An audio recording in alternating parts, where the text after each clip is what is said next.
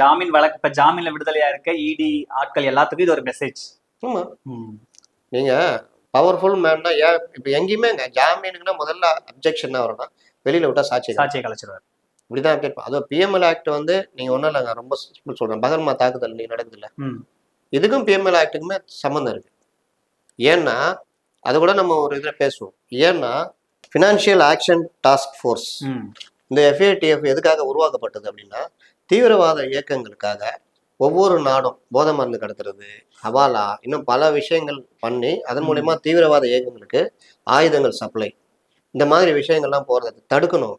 ஒரு நாட்டுடைய பொருளாதாரத்தை காலி பண்றது, தீவிரவாத இயக்கத்துக்கு தூண்டி விடுறது, இப்போ பாகிஸ்தான் செய்யறான்ல, இந்த மாதிரி எல்லாம் தடுக்கணுன்றதுக்கு ஒவ்வொரு உலக நாடுகள்லாம் UN கவுன்சில்ல ஒரு சட்டத்தை கொண்டு வராங்க 2002.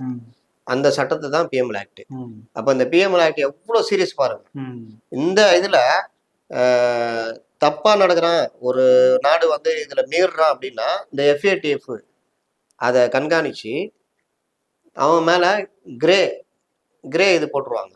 அப்ப கிரே இது கொண்டு வந்தாங்கன்னா உங்களுக்கு வந்து என்ன ஆகும்னா, அவனுக்கு IMFல கடன் வாங்க முடியாது, உலக வங்கியில கடன் வாங்க முடியாது, மற்ற நாடுகளோட வர்த்தக உறவு பண்ண முடியாது.